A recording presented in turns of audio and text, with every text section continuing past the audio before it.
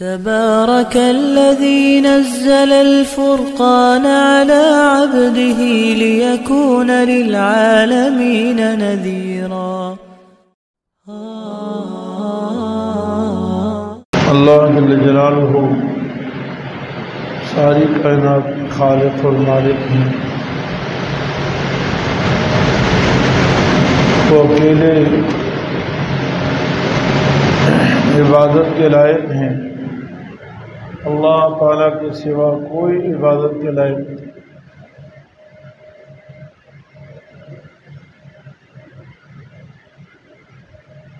جناب محمد رسول اللہ صلی اللہ علیہ وسلم اللہ کے بندے اس کے رسول ہیں. اللہ تعالیٰ پر ہمارا ایمان ہے، اسی کی عبادت ہم کرتے ہیں، اسی سے مدد مانگتے ہیں.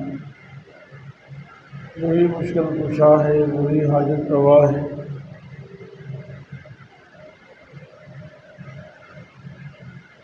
حاضر اور غیب سب کچھ جاننے والا وہ صرف ایک اللہ تعالیٰ ہے.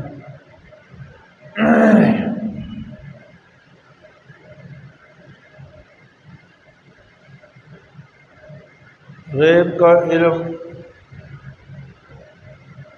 یعنی بغیر کسی سبب کے، بغیر کسی واسطے، بغیر کسی ذریعے کے پوشیدہ چیزوں کو خود بخود جاننا. اس ساری کائنات میں، آسمان و زمین میں اللہ کے سوا کوئی نہیں. صرف ایک اللہ ہے جو سب غیب جانتے ہیں، ازل سے لے کر ابد تک سب کچھ جانتے ہیں. قیامت کب آئے گی اللہ تعالیٰ کو اس کا علم. بارش کب آئے گی، کتنی آئے گی، نفع دے گی، نقصان دے گی، سب کچھ اللہ تعالیٰ کے علم میں ہے. ساری کائنات کے جتنے مادہ ہیں مؤنث، ان کے پیٹ میں، ان کے رحم میں کیسا بچہ ہے، چھوٹا ہے، بڑا ہے، معذور ہے، لنگڑا لولا ہے، سننے والا ہے، نہیں سننے والا، اچھا ہوگا، برا ہوگا، سب کچھ کا علم صرف ایک اللہ تعالیٰ کے پاس ہے.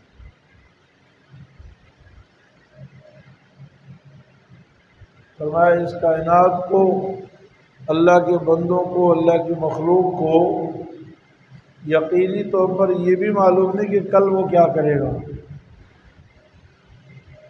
لاکھوں ارادے عزائم کر لیتا ہے کہ مجھے کل یہ کرنا ہے، اور پھر وہ نہیں کر سکتا. اور کہاں موت آئے گی یہ بھی پتہ نہیں.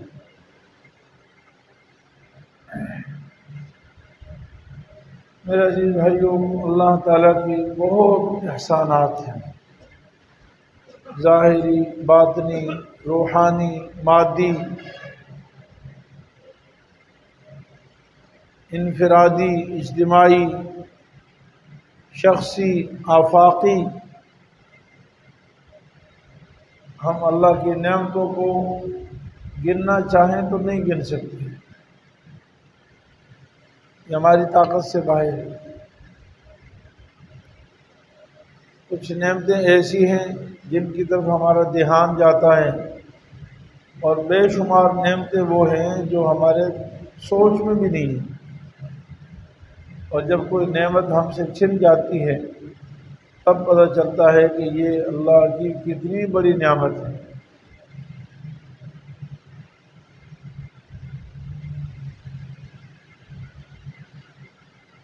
رمضان مبارک کا یہ بابرکت مہینہ اللہ کی عظیم الشان نعمت ہے. اللہ تعالیٰ نے یہ مہینہ ہمیں عطا فرمایا ہے.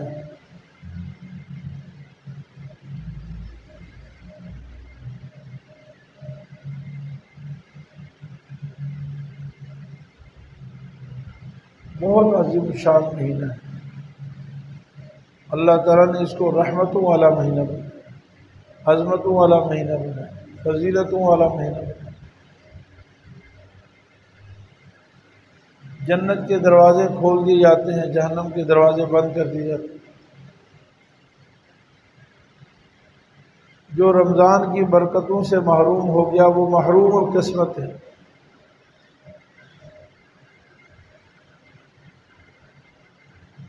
یقیناً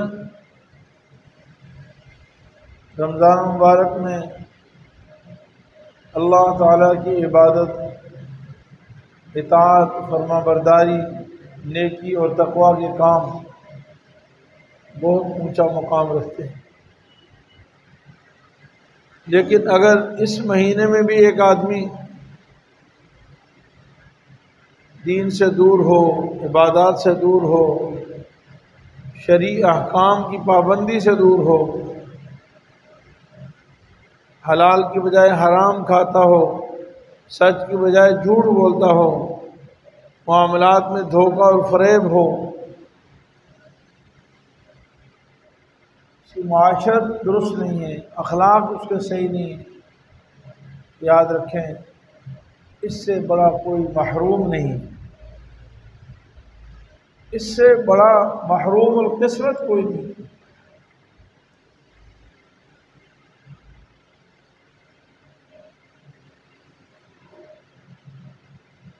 گناہوں کا وبال، گناہوں کی سزا وہ تو اپنی جگہ پر ہے، لیکن اس مہینے کی برکتوں سے محروم ہونا ہی بڑی بدقسمتی ہے۔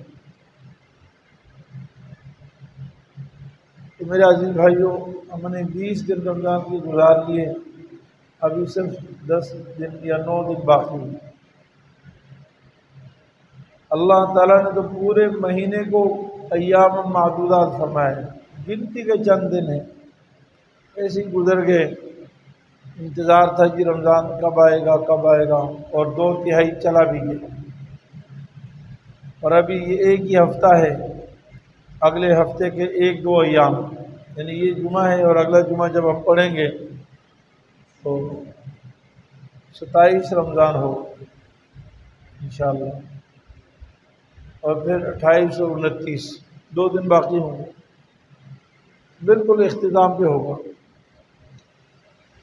بہرحال اللہ تعالیٰ نے ہمیں جو زندگی عطا فرمائی نہیں، جب تک زندگی ہے انسان میں کہ جسم میں سانس ہے،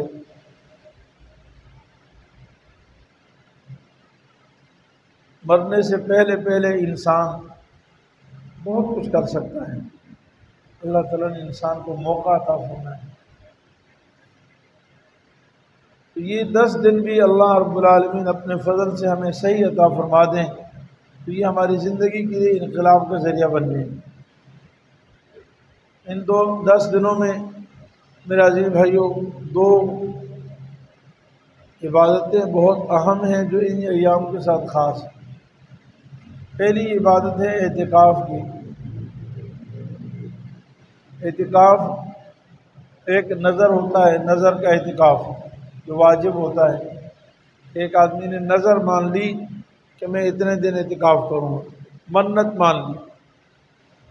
یہ زبان سے منت پہ نہ پر زبان سے ہوتی ہے، ایک آدمی زبان سے کہہ دے کہ فلاں چیز، جیسے اعتکاف، میرے اوپر 10 دن کا اعتکاف لازم ہے اللہ کے لیے، میرا فلاں کام ہو گیا تو میں اللہ کے لیے اتنے کام کرنا، یہ عبادت کرنا میرے اوپر لازم ہے، اتنے دن اتنے پیسے صدقہ دوں گا، اتنے روزے رکھوں گا، یہ نیکی کروں گا، اگر میرا کام ہو گیا تو میرے اوپر حج لازم ہے، میرے اوپر عمرہ لازم ہے۔ خود بخود آدمی کسی نیک عمل کو اپنے اوپر لازم کر لے اور زبان سے کہہ دے، صرف دل کے ارادے سے نہیں ہوتی نظر، وہ چیز لازم ہو جاتی ہے۔ اگر وہ کام ہو گیا، شرط پوری ہو گئی، اگر کسی شرط کے ساتھ معلق کیا تھا، اور اگر بغیر کسی شرط کے تو ویسے ہی لازم ہو جاتا۔ تو یہ تو جتنا آدمی اعتکاف نظر مانی اتنی پوری کرے گا، اور اعتکاف کی نظر کے لیے روزہ لازم ہوتا ہے، یعنی جب اعتکاف کی نظر مانے گا تو روزہ خود بخود لازم ہو جائے گا۔ دوسرا اعتکاف مسنون ہے جو رمضان مبارک کے آخری عشرے میں ہوتا ہے، یہ سنت مؤکدہ ہے اور علی الکفایہ ہے۔ ہر ایسا محلہ جس میں 5 وقت کی جماعت کی نماز ہوتی ہے،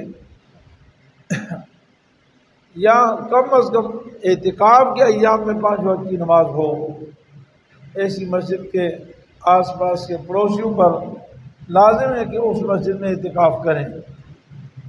ایک آدمی بھی اعتکاف کر لے گا تو سب کی طرف سے کفایت ہو جائے گی، مطلب کسی کو گناہ نہیں ہوگا۔ اور اگر کسی ایک نے اعتکاف نہیں کیا تو سنت کو چھوڑنے کا گناہ ہوگا۔ یہ سنت اعتکاف، فرض واجب نہیں ہے۔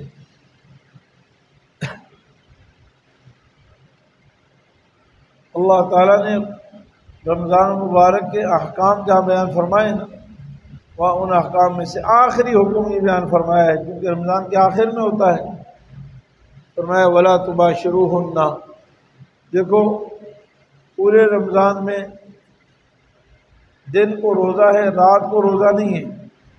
رات کو اپنی بیویوں کے ساتھ ہم بستری وغیرہ جائز ہے، لیکن فرمایا کہ اعتکاف کے دنوں میں یہ پابندی ہے، اپنی شہوت اور اپنی حاجت مت پوری کرو عورتوں کے ساتھ۔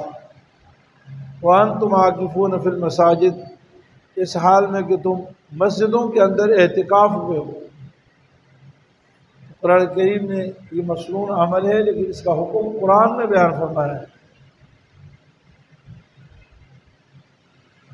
یہ بڑی عظیم شان عبادت ہے۔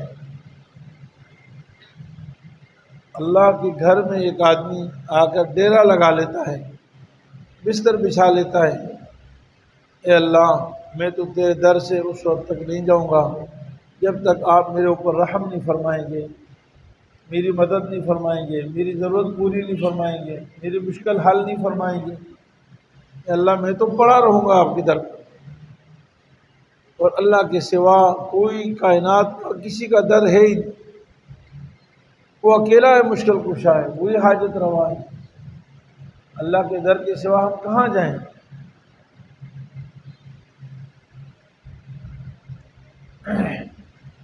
دنیا کے سخی جو ہے وہ کبھی اپنے گھر پہ آنے والوں کو نہیں ٹھکراتے۔ ہمارے ایک عالم دین ہیں مولانا منظور مینگل صاحب، وہ فرماتے ہیں بلوچ ہیں، بلوچوں کی اپنا انداز ہوتا ہے گفتگو۔ ایک بلوچ حج کے لیے گیا بیت اللہ، اور بیت اللہ کے سامنے کھڑے ہو کر رو رو کر بے اختیار ایسے بول رہا تھا، یعنی اپنے نفس پہ قابو بھی نہیں تھا، اتنا وہ اس کے اوپر کیفیت طاری تھی، جذب۔ اے اللہ ہم بلوچ ہیں، اور ہمارے گھر پہ اگر ہمارے باپ کا دشمن بھی معافی مانگنے کے لیے آ جائے ہم معاف کر دیتا ہے۔ اے اللہ تو ساری کائنات کا رب ہے، خالق ہے، مالک ہے، آج میں تیرے در پہ معافی مانگنے کے لیے آیا ہوں، اللہ مجھے معاف فرما۔ اے اللہ میں جانتا ہوں کہ آپ بلوچوں سے تو کم نہیں ہیں، بلوچوں سے تو کم سخی نہیں، آپ تو ساری کائنات کے سخیوں سے زیادہ سخی ہیں، مہربانوں سے زیادہ مہربان، معاف کرنا پسند فرماتے ہیں۔ تو میرے عزیز بھائیوں، ساری دنیا کی جو مسجدیں ہیں یہ اللہ کے گھر ہیں۔ وَأَنَّ الْمَسَاجِدَ لِلَّهِ فَلَا تَدْعُوا مَعَ اللَّهِ أَحَدًا، ساری کائنات کی جو مسجدیں ہیں وہ اللہ کی ہیں، یہ اللہ کے گھر ہیں، اللہ ضرور معاف فرمانے والے ہیں۔ اس لیے میرے عزیز بھائیوں، میں اور آپ اس کی کوشش کریں آخری عاشرے میں اعتکاف کریں۔ مصنون اعتکاف تو 9 یا 10 دن کا ہوتا ہے، لیکن اس کے علاوہ بھی ہم کوشش کریں کہ نفلی اعتکاف کر لیا کریں، 1-8 دن کا اعتکاف کر لیں، 2 دن کا اعتکاف کر لیں، یا چند گھنٹوں کا اعتکاف کر لیں۔ نفلی اعتکاف کے لیے کوئی پابندی نہیں، جب بھی آپ مسجد میں آئیں اعتکاف کی نیت کر لیں۔ ابھی بھی ماشاءاللہ جتنے حضرات ہیں سبھی دل میں نیت کر لیں کہ ہم جب تک ابھی مسجد میں ہیں ہمارا اعتکاف ہے۔ نویت سنت الاعتکاف ما دمت فی المسجد، میری سنت اعتکاف، نفلی اعتکاف کا ارادہ جب تک مسجد میں ہوں، تو کچھ کرنا نہیں پڑتا، اتنا بڑا ثواب ملتا رہتا ہے۔ تو ایک تو میں اور آپ بھائی اس کا اہتمام کریں، اور دوسرا جو مقصد ہے اعتکاف کا، نبی کریم صلی اللہ علیہ وسلم فرماتے ہیں کہ میں نے شب قدر کو تلاش کرنے کے لیے پہلے عشرے میں اعتکاف کیا، پھر دوسرے عشرے میں اعتکاف کیا، دوسرے 10 رمضان، اور پھر تیسرے عشرے میں اعتکاف کیا۔ لہذا تم جو شخص شب قدر کو تلاش کرنا چاہتا ہے وہ آخری عشرے میں اعتکاف کرے۔ وہ ہے کہ اعتکاف کا ایک بہت بڑا مقصد یہ ہے کہ شب قدر کی فضیلت کی جائے۔ میرے عزیز بھائیوں، سال میں کچھ اور ایام اور کچھ اور دن بھی ہیں جن کو ہم مناتے ہیں۔ ان ایام کے بارے میں یا تو بہت کمزور احادیث ہیں، جیسے شب برات۔ شب برات کے فضائل کے بارے میں کچھ احادیث تو ہیں، لیکن وہ روایت سند کے اعتبار سے کمزور ہے۔ ایسی احادیث ہیں جن سے کوئی شرعی حکم ثابت نہیں ہوتا، بس فضیلت کا درجہ، جواز کا درجہ ثابت ہوتا ہے۔ اسی طریقے سے شب معراج ہے، اس کا تو کسی حدیث سے ثبوت ہی نہیں ہے کہ وہ کب ہوئی تھی، کون سی رات، اور پھر اس کی ہر سال اس کی فضیلت ہے یا نہیں، یہ بھی کسی حدیث سے ثابت ہے۔ یعنی شب معراج جس رات رسول اللہ صلی اللہ علیہ وسلم کو معراج کروائی گئی، وہ تو بڑی عظیم الشان رات تھی رسول وسلم کے لیے، لیکن کیا اگلے سال جب وہ رات آئی تو وہ معزز ہے یا نہیں، اس کے لیے دلیل چاہیے، اس کی ہمارے پاس کوئی دلیل نہیں۔ رات کی تعیین ہی نہیں۔ ایسے ربیع الاول میں رسول اللہ صلی اللہ علیہ وسلم کی ولادت کا دن، جس دن جناب رسول اللہ صلی اللہ علیہ وسلم پیدا ہوئے، بڑی عظیم الشان دن تھا، بڑی عظیم الشان رات تھی، لیکن اگلے سال وہ رات عظیم الشان ہے یا نہیں، اس کے لیے کوئی شرعی دلیل نہیں۔ صحابہ کرام نے اس رات کو نہیں منایا وغیرہ۔ اس وقت میرا مقصد یہ ہے کہ ہم بہت ساری ایسی راتیں، ایسے دن کو مناتے ہیں اور اس کی تعظیم کرتے ہیں، یا تو ان کا ثبوت نہیں، یا اس میں اختلاف ہے، یا کمزور ہے۔ یہ میرے عزیز بھائیوں، یہ شب قدر جس کی واقعی قدر کرنی چاہیے، واقعی اس کا احترام کرنا چاہیے، واقعی عبادت کرنی چاہیے۔ واللہ العظیم ہونا تو یہ چاہیے کہ ہم پورا سال میں روٹین ہوتی، حکومت کی طرف سے بھی ایک ترتیب ہوتی، ہم ذاتی انفرادی زندگی میں ہم یہ آخری عشرے میں چھٹی کر لیتے بھائی، سوائے مجبوری کے ہم کوئی کام نہ کرتے۔ اگر 365 ایام ہے تو 365 میں 355 دن اور کام کرتے بھائی۔ دوسرے ایام میں بھی تو چھٹیاں ہوتی ہیں نا بھائی، سردیوں کی چھٹی، گرمیوں کی چھٹی، فلاں ڈے فلاں ڈے فلاں ڈے چھٹیاں ہو رہی۔ تو یہ 10 دن اتنے قیمتی ہے مسلمان کے حق میں، اور شب قدر اتنی عظیم شان ہے۔ حدیث میں آتا ہے کہ صحابہ کرام نے جب پچھلی امتوں کے واقعات سنے کہ یہ بڑی عظمت والے جی، ان کے 500 سال زندگی ہوتی تھی، 300 سال، 400 سال۔ حضرت نوح علیہ السلام کے بارے میں تو قرآن میں نص موجود ہے، 950 سال دعوت دی۔ فرماتے ہیں عمر 950 سال نہیں تھی، 950 سال تو قوم کو دعوت دی۔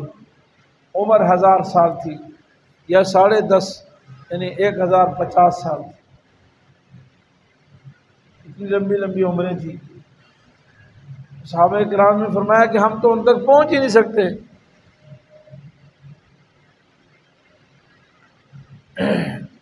حضرت نوح علیہ السلام یا کسی اور پیغمبر کے زمانے میں ایک بوڑھی عورت، جیسے ہر زمانے میں لوگ دعا کروانے آتے ہیں، بزرگوں سے دعا کرواتے ہیں، جی میرے لیے دعا کر دیجیے۔ ایک بوڑھی عورت آئی اور کہا جی دعا کر دیجیے، میرے بچے بچپن میں ہی فوت ہو جاتے ہیں، بڑے نہیں ہوتے ہیں، میرے بچے بچپن میں ہی فوت ہو جاتے ہیں۔ تو اس سے پوچھا کتنی عمر میں فوت ہو جاتے ہیں؟ بس کہتے 200 سال 250 سال میں فوت ہو جاتے ہیں۔ 200 سال کیا تھا؟ بچپن تھا، کیونکہ ان کی نظروں میں ٹوٹل عمر 1000 سال تھی، 800 سال تھی، تو اس اعتبار سے 2 سال بچپن تھا۔ جیسے ہماری عمریں 50-60 سال ہیں، تو 1-2 سال 3 سال یہ بچپن ہی شمار ہوتا ہے۔ 3-4 سال کا بچہ فوت ہو جائے تم کیا کہیں گے؟ تو ان کے لیے 200 سال بچپن تھا۔ بعض روایت میں ایسے آتا ہے کہ پچھلی امتوں کو جب پتہ چلا کہ آخری امت کی اتنی کم عمر ہوگی، تو انہوں نے کہا کہ پھر تو ہم اتنی عمر اگر ہماری ہوتی تو ہم سجدے میں گزار دیتے، پھر تو اور کچھ کام کی ضرورت نہیں تھی۔ پھر تو وہ لوگ آخری امت جو وہ نہ شادیاں کریں گے، نہ مکانات بنائیں گے، نہ کچھ۔ تو حدیث میں آتا ہے کہ اس وقت کے نبی نے فرمایا نہیں، تم سے زیادہ کام کریں، تم سے زیادہ حرص ہوگی، تم سے زیادہ لالچ ہوگا۔ اور یہی حالت، ہم 50-60 سال کی عمر بھی، لیکن اس کے لیے کتنی ہماری توجہ ہے، کتنی محنت ہے، کتنی کوششیں ہو رہی ہیں۔ اللہ تعالیٰ دنیا کی حرص و ہوس، دنیا کی محبت سے ہماری حفاظت فرمائے، اور میں ساری برائیوں کی جڑ دنیا کی محبت ہے۔ حب الدنیا راس کل خطیہ، جتنی برائیاں ہو رہی ہیں اس کے پیچھے دنیا کی محبت ہے۔ جتنے رسومات، جتنے بدعات، جتنے خرافات، خلاف شرع کوئی بھی معاملہ، اور اس کا تعلق معاملات سے ہو، معاشرت سے ہو، اخلاقیات سے ہو، بنیاد دنیا کی محبت ہے۔ کسی اللہ والے سے کسی نے پوچھا کہ صحابہ کرام ایسے پٹ منگنی چٹ منگنی پٹ بیاہ، یعنی بھائی ادھر کوئی ایک دوسرے کو پیغام ہی نکاح دیتے، ادھر نکاح ہو جاتا، شادی ہو جاتی، پتہ ہی نہیں چلتا تھا، اور 1 2 3 4 شادیاں عام صحابہ جن کی زندگی ساری زندگی جہاد میں گزری ہمارے سامنے ہیں، لیکن ان کی 3 4 شادیاں تھیں۔ کیسے کر لیتے تھے؟ آج ہم تو فارغ ہیں، لیکن ہم ایک بھی نہیں کر سکتے، ایک ہی مشکل ہے بھائی۔ تو فرمایا کہ انہوں نے شادی بیاہ دنیا کے ہر کام کو مقصود نہیں بنایا تھا، سب چیزیں عارضی اور فانی تھی ان کی نظر میں، مردوں کی نظر میں بھی، عورتوں کی نظر میں بھی، بس اللہ کا حکم پورا کرنا تھا۔ جہاں دیکھا اللہ کا حکم پورا، جی ٹھیک ہے جی، اللہ کا حکم پورا کرنا۔ باقی یہ منصوبے نہیں ہوتے تھے کہ مجھے محل بھی بنانا ہے، بچوں کے لیے میں نے بلڈنگ بھی بنانی ہے، فیکٹری بھی بنانی ہے، بچوں کے لیے 3 سے 4 دکانیں بھی بنانی ہیں، 10 دکانیں بنانی ہیں، یہ کرنا ہے، وہ کرنا ہے، وہ کرتے بس مجھے اللہ جو آج کھلاتا ہے کل اللہ مجھے بھی کھلائے گا، اور بچوں کو بھی وہ اللہ کھلائے گا۔ دنیا کی محبت کم تھی۔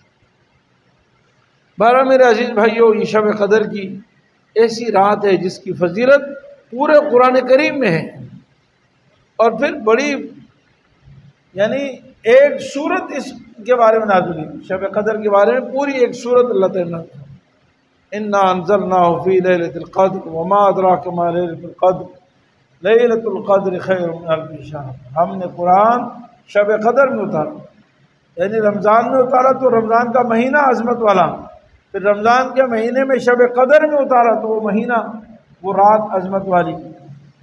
پھر اللہ تعالیٰ فرماتے ہیں تمہیں کیا معلوم، کیا تصور، کیا تمہارا اندازہ کہ شب قدر کی فضیلت کیا ہے؟ پھر اللہ خود ہی جواب دیتے ہیں لیلۃ القدر خیر من الف شہر۔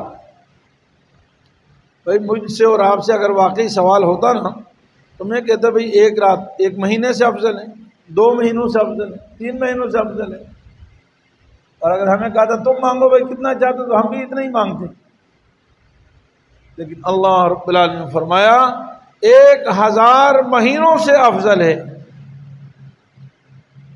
اور خیر کا لفظ فرمایا، خیر مانا بہت بہتر۔ پتہ نہیں کتنی بہتر ہے بھائی، 1000 مہینے تو اللہ نے بتا دیے، اس سے اوپر کتنا ہے؟ جیسے فرمایا نا حدیث میں آتا ہے، قرآن کریم میں بھی آتا ہے، 1 روپے اللہ کے راستے میں خرچ کرو تو اس کو 700 بڑھ جاتا ہے، 700 گنا بڑھ جاتا ہے۔ لیکن پھر اللہ تعالیٰ جس کے لیے چاہتے ہیں تو بڑھا دیتے ہیں، اب اللہ کتنا بڑھاتے ہیں اس کا ہمیں تصور نہیں۔ ایک حدیث سے اندازہ ہوتا ہے کہ رسول اللہ صلی اللہ علیہ وسلم نے فرمایا کہ میرے صحابہ اگر 1 کلو گندم خرچ کریں، 1 کلو یا 2 کلو، اور بعد والے تم احد پہاڑ کے برابر سونا خرچ کرو، تو میرے صحابہ کا 1 کلو گندم جو ہے وہ تمہارے احد پہاڑ کے برابر سونے سے افضل ہے۔ تو یہ صحابہ کے لیے اللہ بڑھاتے ہیں بھائی، تو اللہ تعالیٰ کتنا بڑھاتے ہیں اس کا کوئی تصور نہیں۔ تو شب قدر پر یہ تو ادنا درجہ ہے کہ 1000 مہینے سے بہتر ہے۔ 1000 مہینے تو متعین ہیں، اب اس سے کس کے لیے کتنی بہتر ہے؟ صلحاء، اولیاء اللہ، متقی، پرہیزگار، ان کے لیے کتنا اللہ اجر عطا فرماتے ہیں بھئی، ہم اس کا تصور نہیں کر سکتے۔ تو میرے عزیز بھائیوں، یہ آخری 10 دن ہیں، میں اور آپ اپنی جان لگا لیں، پوری کوشش کر لیں، اس کا اہتمام کریں۔ مرد بھی مسجدوں میں اعتکاف میں بیٹھیں، عورتیں گھروں میں اعتکاف میں بیٹھیں، گھروں میں اعتکاف کریں۔ کوئی جو نماز کی الگ جگہ ہو، مسلمان کے گھر میں نماز کی جگہ ہونی چاہیے۔